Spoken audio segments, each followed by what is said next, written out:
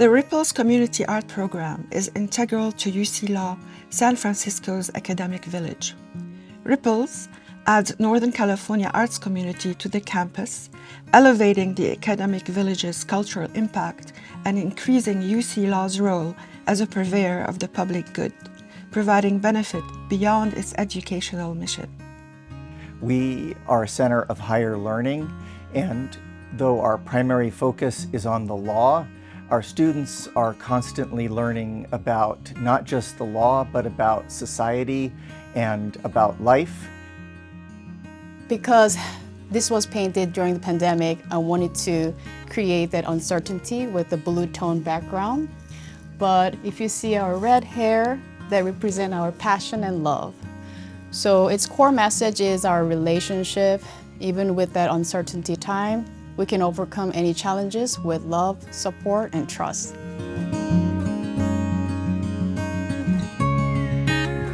Art is part of the city's DNA. We have so many artists here who find a way to come here, to stay here, to thrive here. I think that when I walk around the halls and I see the artistry, I see not only the beauty of it, but the meaning behind the artist, behind the artworks. It really is inspirational. And it gives us, I think, hope for humanity and what lawyers ultimately should be achieving, which is being counselors at law and serving our society and serving the people of our society. I wanted to show you my piece here, which is called Venus Baby. It's woven in an unusual way because it's three-dimensional. There's an element where the pieces actually come out into the third dimension, which is unlike traditional tapestry work. I hide a message in most of my paintings. This one says Maji ni Maisha. It's in Swahili, that means water is life. The reason I do this kind of work is to remind not just myself, not just my people, but the world over, how sacred it is for living close to the earth. The art sometimes is abstract, and students are learning about abstractions in the law and how those have real-world impact.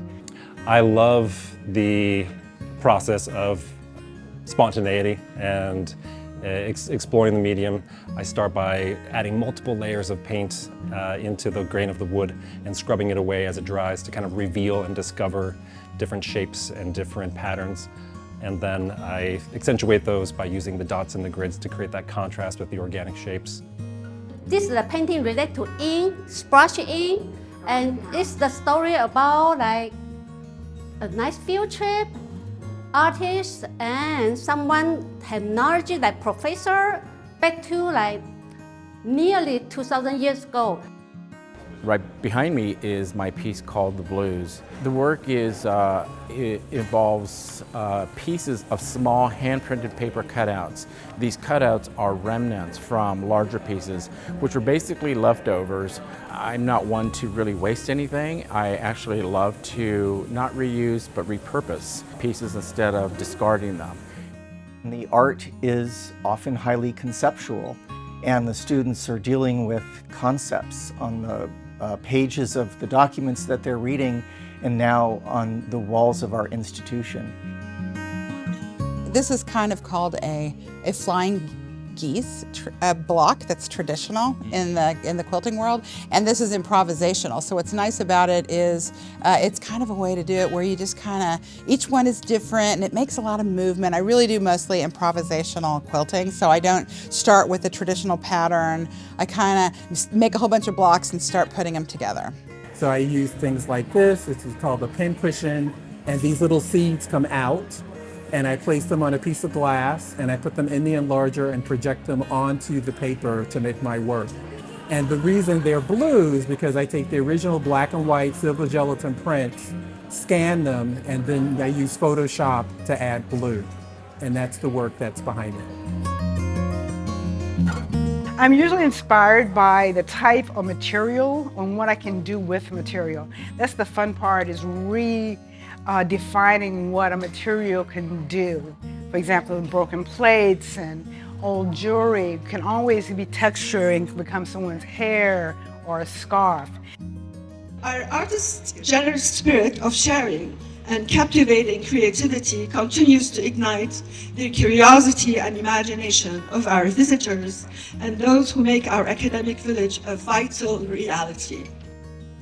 I think that art in any environment, any public environment, particularly in a learning institution, is very important. It's thought-provoking. To be around young students of the law who are concerned with social problems, particularly environmental conditions, social, economic justice, and things of that nature.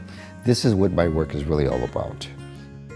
The theme that I'm working on is immigration, forced displacement, and some collective traumas. And the thing is, for me, in my works, I really want to have people to get engaged with the work. That is why it's two-layered. And to me, the message is kind of concealed underneath, so the viewer who wants to learn more about the message, they need to try from different angles and find the truth, find the other narrative, at least we can say. The hope is that it will broaden people's minds and at least get them to think about something different. And diversity is important, just diversity of thought, to take you out of your normal way of seeing the world and asked to look at something differently. If you walk the streets of the Tenderloin, you'll notice that we are a thriving arts and theater district. So many of our buildings have murals. We have the Golden Gate Theater, we have the Orpheum, we have Bill Graham, we have Civic Center, we have concerts here, we have so much joy coming out and through the investments here. And this program here with the Ripples program is a commitment and investment on that principle. And so I want first to say thank you to all the artists here and around the city for sticking it out and making our city a better place.